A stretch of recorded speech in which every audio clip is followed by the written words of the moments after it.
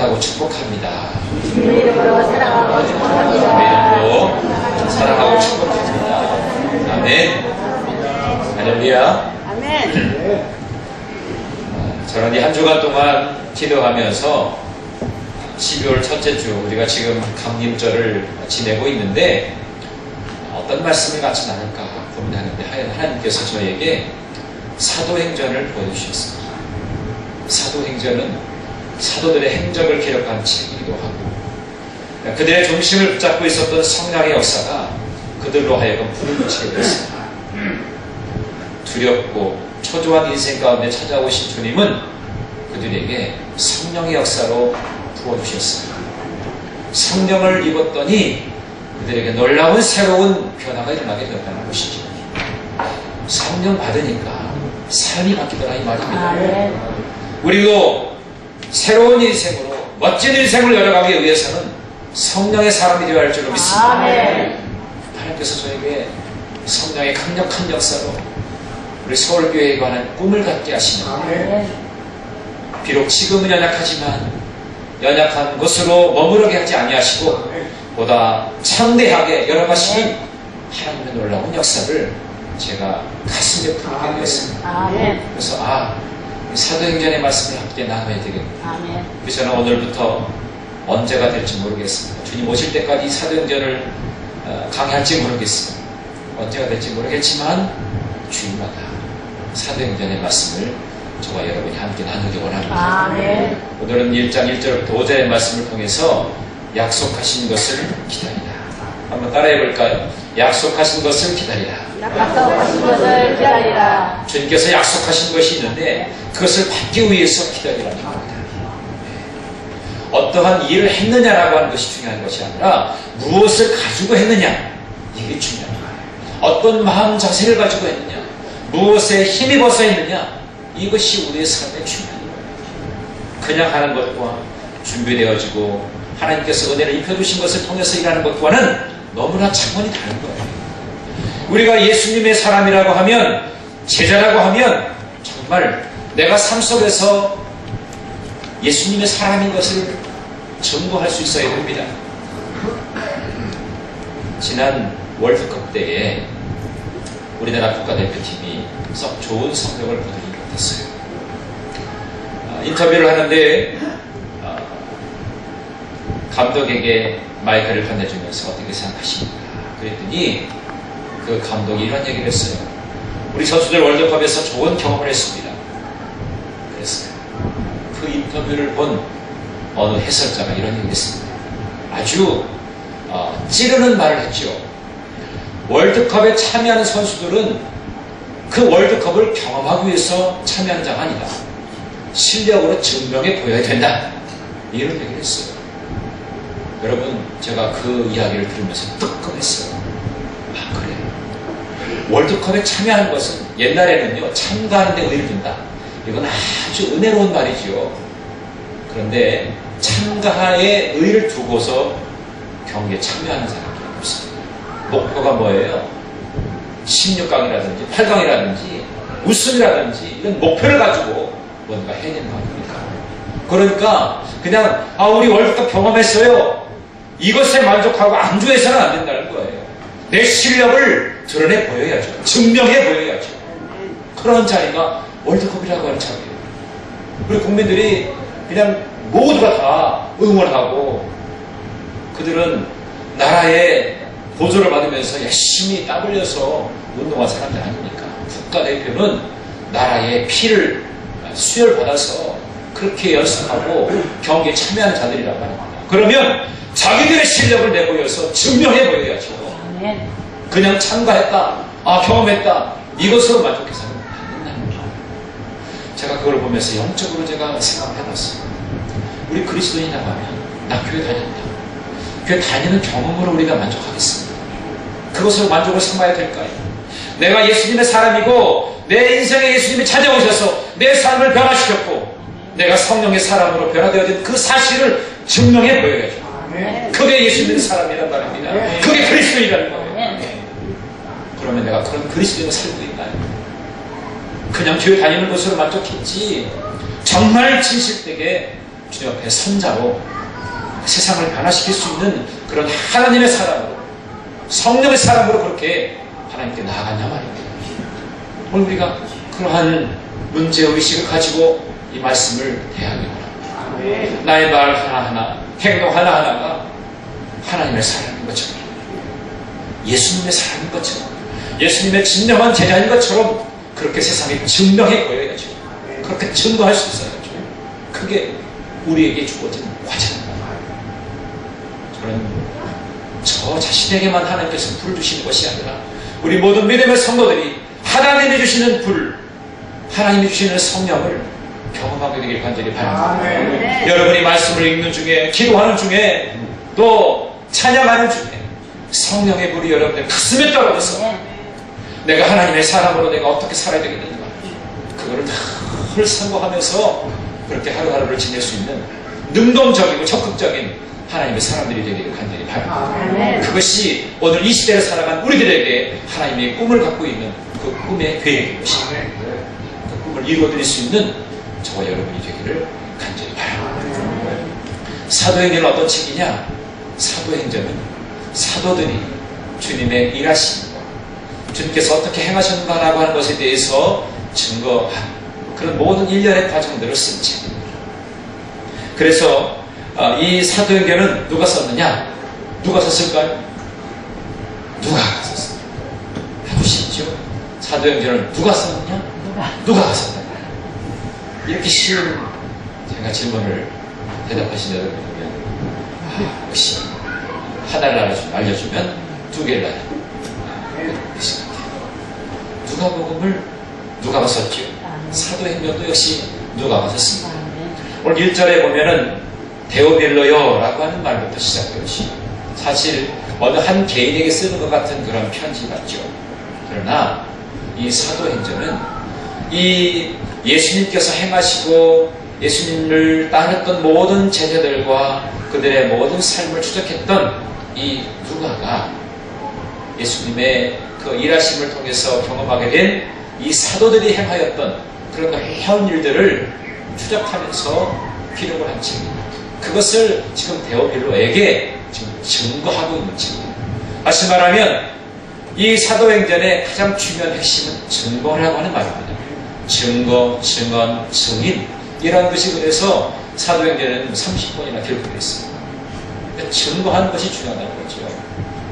저와 여러분이 오늘 누가가 데오빌로에게 증언하였던 것처럼 나도 오늘 이 시대 가운데에 있는 데오빌로에게 여러분의 이웃들, 믿고 주님의 거룩한 자녀로 나와야 할 그 사람들에게 전할 수 있는, 증거할 수 있는 그런 자로 온전하게 회복되어지기를 간절히 바랍니다. 사실 이 누가는 의사였잖아요.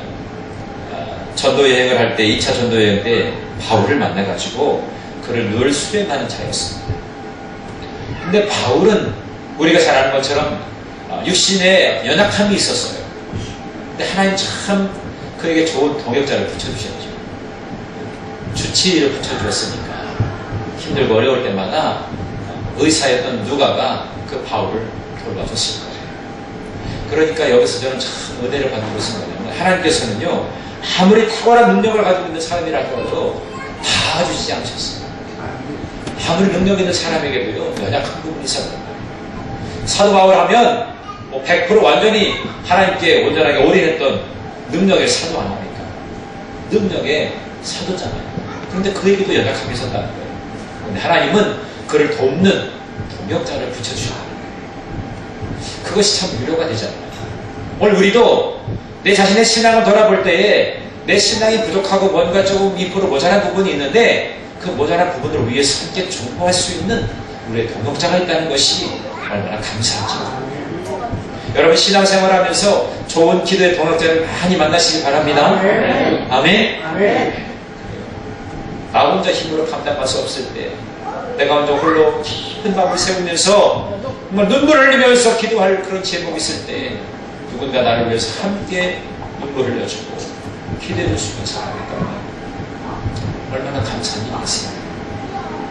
제가 요즘에 페이스북에 인터넷에 그 내용 보니까 그런 모습이 정말 아름다운 모습이더라고요.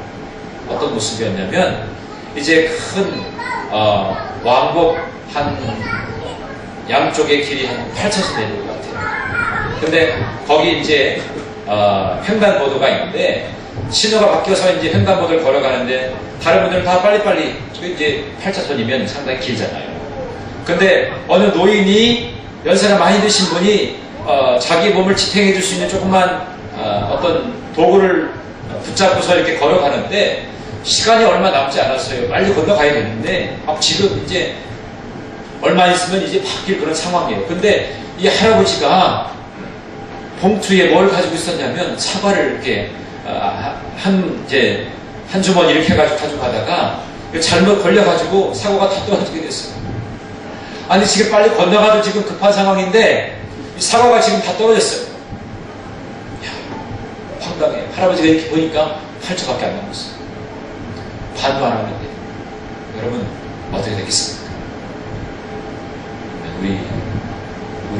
그게 그 영상이 우리나라 영상이 아니에요. 참 안타까운데 우리 같았으면 막 빵빵거리고 이제 할아버지 빨리 좀 가시라고 나 빨리 가야 된다고 막 그럴 텐데 그 순간 그 찰나에 어떤 일이 일어나면 그 앞에 있었던 모든 운전자들이 다 나와가지고 그 사과 다 주워가지고 그 할아버지의 봉투에 이렇게 담아주는데 저쪽에서 그 순찰을 했던 그 경찰이 그 신호를 멈추고 있었던 거예요. 그 신호등 조작을 해서 그 상황을 멈추게 조금 더 연장을 해놨던 거예요. 그래가지고 운전자들이 다 모아가지고 할아버지한테 주고 할아버지가 다 건너가니까 그 다음에 운전자들이 다 자기 차에 타고 그러니까 경찰이 신호를 그때 탁 보여줍니다. 저희 마음이 참 감동이 되었습니다. 우리나라의 그런 모습은 아니지만 오늘 우리가 그런 모습이 되지 않겠습니까? 누구나 연약함을 가지고 있을 때가 있어요. 저도 여러분 이 강단에서는 팔팔해 보이지만 이제 제가 우리 조병장님 연세가 되면 이제 연약해질 거 아닙니까? 지금부터 제가 잘 보이려고 그래요. 함께 동역하고 내가 힘이 셀 때도 있지만 연약할 때가 있다는 거죠. 동역하는 것이 참 많아요. 저는 이 사도행전을 보면서 바울이 그냥 바울이 된 게 아니구나. 바울 곁에는 이렇게 누가라고 하는 의사도 있었고요. 또 바나바라고 하는 훌륭한 동역자도 있었고요. 또 실라 이러한 신실한 동역자들이 많았던 것을 보게 됩니다.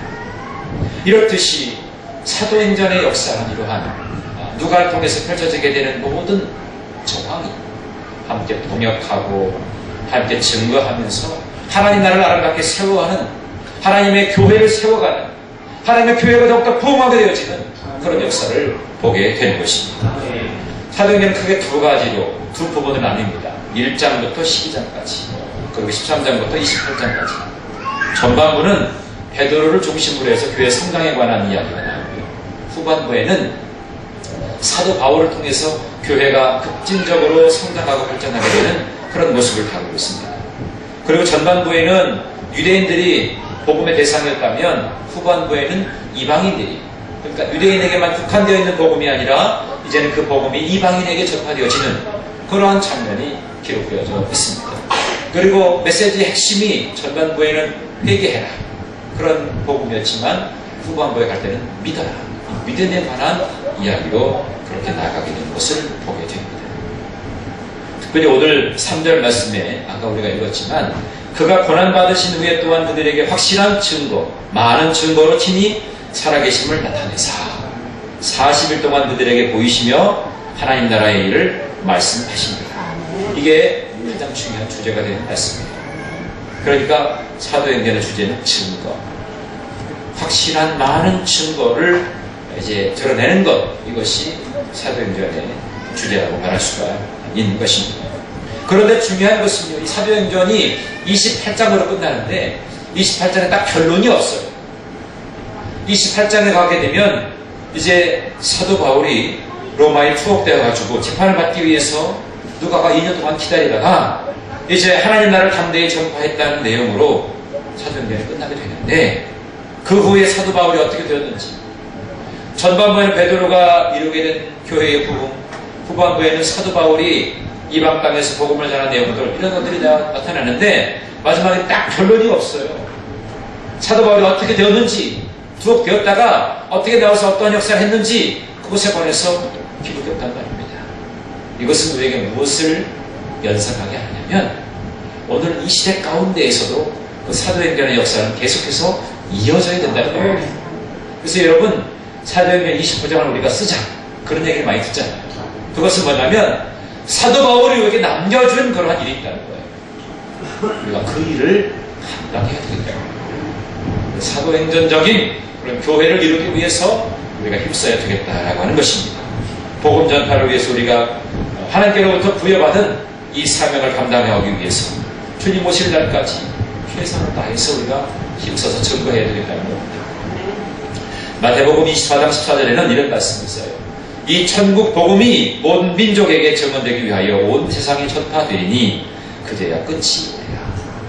세상의 끝, 주님이 오시는 그때는 언제냐? 복음이 땅 끝까지 다 전파되어질 때 그때 주님이 오신다고 말씀하셨습니다. 그러니까 우리에게 궁극적인 삶의 목적은 뭐가 되어야 됩니까? 우리의 삶의 이유는 복음 전파에 되어야 됩니다. 꿈과 비전의 최종 목적도 복음 전파여야 한다는 것입니다. 그래서 우리가 회개하고 잘 믿어서 은혜와 복을 많이 경험하게 되고 행복하게 사는 것도 중요하지만 그거와 함께 더 중요한 것은 복음을 전하는 것은 우리가 관심을 둬야 되겠다는 겁니다.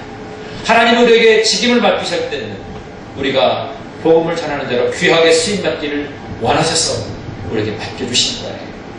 열매가 있어야 된다는 거지. 하나님께 올려드릴 열매가 있어야 된다는 거죠. 온 땅 열방에 복음이 전파되어질 때 모두가 다 하나님을 영원하게 찬양하게 되는데 그때 비로소 주님이 이제 세상의 끝이 올 것이다. 그렇게 말씀하고 있는 것입니다. 그러면 오늘 이제 이 사도행전의 역사가 이제 시작되어지게 되는데 이 오순절의 성령의 사건과 교회가 회동하게 되어진 이 계기를 마련하게 되었던 세 가지 조건이 있었습니다. 두 가지의 명령과 한 가지의 약속이 있었어요. 주님은 두 가지의 명령에 대해서 너희들이 잘 이행하면 약속이 이루어질 것이다. 그렇게 말씀하셨습니다.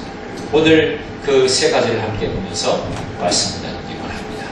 첫 번째가 뭐냐면 오늘 4절에 예루살렘을 떠나지 말고 라고 하는 말씀이 기록되어 있죠. 예루살렘을 떠나지 말라고 하는 것입니다. 여러분 예루살렘은 어떤 곳입니까?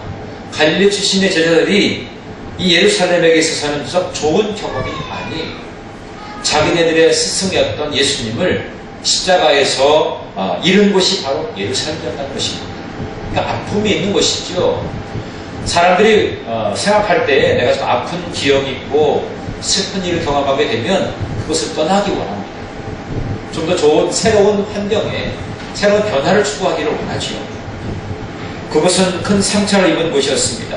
더군다나 이 제자들은 예수님을 따르는 사람들이라고 했지만 자기들의 목숨을 건지기 위해서 스승을 배반하고 또 도망친 장소가 바로 예루살렘이었어요. 그러니까 거기에 머물고 싶었겠습니까? 아니죠. 빨리 다른 곳으로 옮겼으면 하는 그런 마음이 있었다는 거죠. 좋지 않은 경험이 있으면 그곳에 머무르고 싶어 하는 것이 우리의 마음이 아니라는 겁니다.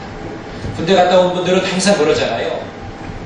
내가 군대 갔다 온 곳이 저쪽인데 난 그쪽 보고도 뭘 하지 않는다고 그러잖아요.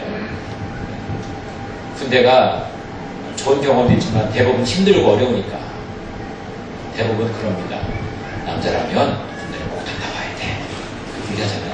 그럼 한 번 더 가실래요? 아, 절대 못 가지. 그런 얘기를 한단 말이에요. 그렇죠? 저도 가끔 가다가 꿈을 꿀 때가 있어요. 지금은 그런 꿈을 잘 안 꾸는데 예전에는요. 제가 다시 군대 가는 꿈을 꿨어요. 이러한 비극적인 꿈을 꿀 때는 막 식은땀이야. 내가 다시 또 2년 2개월 또 군생활 해야 돼? 끔찍한 거예요. 그래가지고 꿈에서 딱 깨는 순간에 하나님으로 내가 내 안에 힘했구나. 그래서 안도의 한숨을 쉬곤 했던 기억들이 있었어요. 남자들은 군대 가면 이제 내 인생 끝났구나 이렇게 생각하는 사람들도 있고 군대에 끌려간다고 생각하잖아요. 군대가 나를 불렀다라고 생각하지 않고 군대가 나를 끌고 간다. 이렇게 생각하잖아요. 끌려가는 인생이 되는 건 좋지 않잖아요. 그죠? 그러니까 그런 좋지 않은 그런 생각들이 늘 있으니까 거기를 보고서 뭐를 안 한다는 거 아닙니까? 그렇잖아요. 어떤 힘들고 어려웠던 상황에 속해 있었던 곳이라고 하면 가보고 싶어 하지 않는 그런 것이 우리의 일반적인 상황일 것입니다. 올해를 이제 마무리하면서 가장 안타까운 소식 중에 가장 큰 사건이 아마 세월호 사건이었을 거예요. 세월호 사건을 맞이하면서 정말 이 세월호에 침몰하는 그 배에서 자기 자녀를 잃은 부모 중에 한 분이 그런 얘기를 했잖아요. 나는 더 이상 이제는 이 나라에서 도저히 못 살겠다. 나는 그래서 정리가 되는 대로 나는 이제 외국에서 살겠다. 이민을 가겠다. 그러니까 이러한 고통을 준 이 나라에서는 도저히 살고 싶지 않다라고 하는 거죠. 그런데 그렇게 상처를 이 나라를 떠나서 다른 곳에 가면 정말 평화를 누릴 수가 있습니다. 오히려 더 그 생각이 더 많이 들게 될 거예요. 더 우울해지고 더 괴로워질 거예요. 우리가 아픔의 현장을 떠난다고 해서 우리의 영혼이 치유되는 것은 절대로 아닙니다. 내 속에 성령의 모습이 우리가 변화되어져야 내가 치유가 되는 것이지. 다른 어떤 외적인 환경적인 면의 어떤 이동을 통해서 우리가 변화되고 회복되는 것은 절대로 아니라는 거예요. 오늘 주님께서는 이 예루살렘을 떠나지 말고 하겠습니다. 이것은 뭐냐면 너희들이 지금 힘들고 어려운 상황 속에 놓여있고 아픔과 눈물이 있는 곳이지만 그것을 너희들이 떠나지 말아야 됩니다. 이것은 다시 그곳에서 시작할 수 있는 시발점을 가지라는 겁니다. 예수님께서도 예루살렘이 복음운동의 시발점이 되게 하시려고 하는 의도를 가지고 계셨습니다. 사도 바울도 로마서 15장 19절의 말씀을 보면 예루살렘이 시발점이라고 하는 뜻으로 이야기한 적이 있었습니다.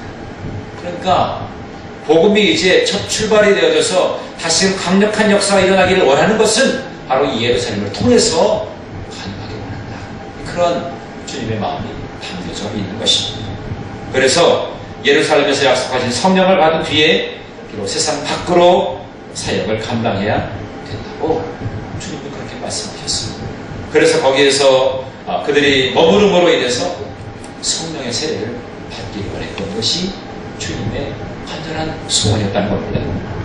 두 번째는 뭡니까? 아버지께서 약속하신 것을 기다리라는 명령입니다. 기다려라. 이제 들었으면 떠나지 말아야 되겠고 떠나지 말 때에 거기서 약속하신 것이 있기 때문에 그 약속하신 것을 기다리라는 겁니다. 세상의 모든 이치가 어떻습니까? 소망하고 기다리는 데 있는 거 아닙니까? 어쩌면 우리의 인생이라고 하는 것이 무언가 잘 되어질 것에 관해서 소망하는 것, 그것을 기대하고 살아가는 것, 그것이 우리에게 참으로 귀한 것 아니겠습니까? 저도 늘 목회하면서 꿈꾸는 것은 뭐냐면 우리 교회가 앞으로 창대하게 부흥되어야 됐습니다. 우리 성도님들의 그 얼굴에 환한 미소가 있고 서로 더 깊이 있는 교제가 이루어지는 것을 소망하고 있거든요. 여러분도 그런 소망을 가지고 계시죠? 그런 소망을 가지고 계실 때 하루하루가 정말 기대가 되잖아요. 그런 마음을 가지고 우리가 신앙생활을 해야 됩니다. 누가복음 24장 47절부터 49절 그 뒤끝 부분에 보면 이런 말씀이 있어요. 내가 내 아버지께서 약속하신 것을 너희에게 보내니 너희는 위로부터 능력으로 힘입어질 때까지 이 성에 머물러 하시니라. 능력을 받기 위해서 머물러 있으라는 거예요. 기다리라는 거죠. 약속하신 것이 그들에게 임하기 위해서 기다림이 필요했다는 것을 말씀하고 있습니다.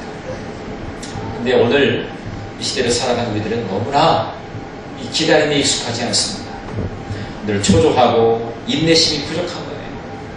이 기다린다고 하는 것, 참고 기다린다고 하는 것은 우리가 믿음과 소망이 없이는 절대적으로 불가능합니다. 그러니까 하나님이 약속하신 것을 우리가 받기 위해서는 믿음과 소망이 필요합니다. 그래요. 하나님이 약속하신 것이기 때문에 분명히 우리에게 임하게 될 것입니다. 또 약속하신 것을 우리가 힘있게 되어지면 우리의 삶에 새로운 변화가 일어나게 될 거예요. 그런 소망과 믿음을 가지고 있을 때에 우리가 기다릴 수 있다. 왜 우리가 기다리지 못하죠? 그 소망이 불분명하기 때문에 그래요. 우리 믿음에 확신이 없기 때문에 그렇습니다. 여러분의 믿음을 확고히 다지시기 바랍니다. 아멘. 성령이 어떤 자들에게 임하게 되느냐? 믿음의 확고함을 가지고 있는 자들에게 아멘. 임하게 되는 줄로 믿습니다. 아멘. 그리고 늘 소망하는 거죠. 하나님 나에게 그렇게 임하게 될 줄로 믿습니다. 내가 옛날에 그 경험했던 그 성령의 충만함이 이제 식어지고 식어져서 이제는 거의 불을 지피기도 어려운 그런 상황 속에 놓여 있는 재와 같은 그런 모습. 나에게 새로운 불을 붙여주시옵소서. 내가 성령의 사람이 되기를 원합니다. 아멘. 그런 간절한 갈망을 가지고 있을 때에 기다리게 된다는 거예요. 여러분, 기다리십시오. 자꾸만 일어서려고만 노력하지 마시고 기다리시오. 여러분, 기도하시고도 잠깐 좀 기다리는 시간 가지세요. 실컷 기도한 다음에 훌쩍 떠나는 것이 아니라, 아니, 여러분들이 기도했으면 기도는 하나님과 나와의 동의잖아요. 대화잖아요. 여러분 할 얘기만 실컷 하고서 이제 하나님께서 뭐라고 얘기하시려고 하는데 벌써 돌아왔어. 자리가 없어. 어디 갔어? 실컷 나한테 얘기하고 기다리는 시간이 필요합니다. 머무르는 시간, 그것이 우리에게 필요한 것입니다.